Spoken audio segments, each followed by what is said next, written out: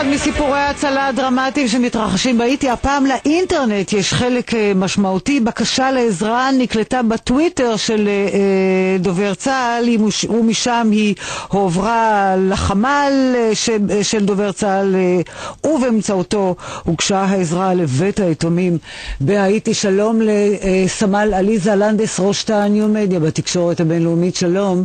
היי, שלום. ושלום גם לך סמל חן ארד מדיווח דובר צה"ל. שלום גם לך חן. שלום רב יעל. בואו נשמע את ההקלטה, את הדיאלוג כפי שהוא התנהל עד שהוגשה העזרה לבית היתומים. הנה חלק מהדיאלוג הזה. מדבר חן מדובר צה"ל, חמ"ל דובר צה"ל בישראל. ממי אני מדבר? עם דודו, הקמב"ץ של היחצה. אהלן דודו, תקשיב, אני מתקשר מכיוון שאנחנו מפעילים כחלק מהמדיניות התקשורתית שלנו אתר טוויטר, ומוצאים בו הודעות על כל מה שקורה. עכשיו, מישהו שלח לנו הודעה בטוויטר שמפנה לאיזשהו מקום שבדקנו עליו באינטרנט שהוא כנראה בית יתומים, ובהודעה שהוא כתב הוא אומר שיש שם 150 ילדים בלי אוכל ובלי מים. תראה, אני רק רוצה להעביר לכם את המידע, אני בטוח שאת השיקולים המקצועיים אתם תעשו. אוקיי. בגלל שזה טוויטר זה הודעה קצרה, כתוב כאן urgent, כן. 150 kids, no food, לוחסן, no H2O. מה זה אומר? כלומר מים, H2O. אוכל ומים, כן. ואז יש שם של מקום שנקרא פויר דה סיון, ואז יש מה שנראה לי שזה כתובת של רחוב 43 דוס רויאל. חן, זה אתה? כן. בוא נלך לסוף. מים ואוכל הגיעו לבית היתומים הזה?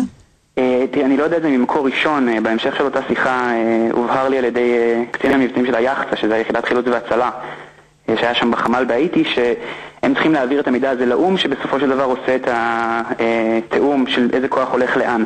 אני הבנתי ממקורות לא ראשונים אבל שניים, שבסופו של דבר הגיע סיוע לאותו בית יתומים. אבל ההודעה הראשונה מגיעה אלייך, סמל עליזה לנדס. כן, נכון. יש לנו, כשיצאנו להאיטי, פתחנו IDF in Haiti, טוויטר, ואנחנו מעדכנים את זה עם עדכונים מבצעים ותמונות ווידאו מהשטח, ואנשים התחילו לעקוב אחרינו ולכתוב בקשות כמו איך להגיע לבית חולים שלנו ואם אנחנו יכולים לשלוח עזרה.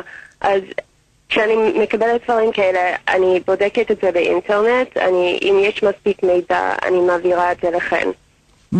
ואז מתקבלת ההודעה כפי ששמענו אותה שהיא בהתחלה די סתומה. יש לך הערכה איך בכלל הייתה שם נגישות לאינטרנט כדי לשלוח בכלל הודעה כזו לטוויטר? לא, כולם עכשיו משתמשים ברשתות חברתיות כדי להיות בקשר עם אנשים. לפעמים מה שקורה זה שאנשים בהאיטי יש להם קשר לקרובי משפחה בארצות הברית ומשהו, הם מדברים איתם, מסבירים להם מה קורה, ואז הקרובי משפחה או חברים מעלים את זה לאינטרנט. אני יכול לתת דוגמה של אירוע שהתרחש ביום, אני חושב שזה היה ביום שבת, בשעות היום בהאיטי, שחולץ עובד ממשלה מבניין המכס בפורטו פרינס, ככל הנראה בעקבות הודעת SMS שהוא שלח. SMS? הופץ על זה וידאו, כן. הודעת SMS שהוא שלח לאן? אני לא יודע בדיוק, הודעת SMS שהוא שלח ואיכשהו בסופו של דבר הגיע לכוחות החילוץ וההצלה, והובילו לזה שפשוט חילצו אותו מתוך ההריסות. כן, זה די מדהים השימוש הזה, היתרון שיש לטוויטר, לפייסבוק, לכל הניו מדיה הזאת, בעיקר כשמתרחשים אסונות כאלה. נכון, עליזה? כן, נכון. אנחנו לא תמיד יכולים לדעת אם זה באמת עוזר להם בקרקע, שם בהאיטי, אבל אם יש אפילו סיכוי קטן שאנחנו יכולים להציל חיים, זה כאילו... למה לא לעשות את זה? כן, חן, וכשהבקשת העזרה הזו מגיעה אליך ואתה אומר, אוקיי, זה עכשיו על כתפיי, אני יכולה להניח שזה מרגש לקחת חלק באירועים הדרמטיים האלה שם כל כך מרחוק, נכון? כן, זה באמת אחד הרגעים שאני בתור מישהו שנמצא במטה של צה"ל ולא בשטח, מרגיש שהוא יכול לסייע לכוחות שנמצאים בשטח.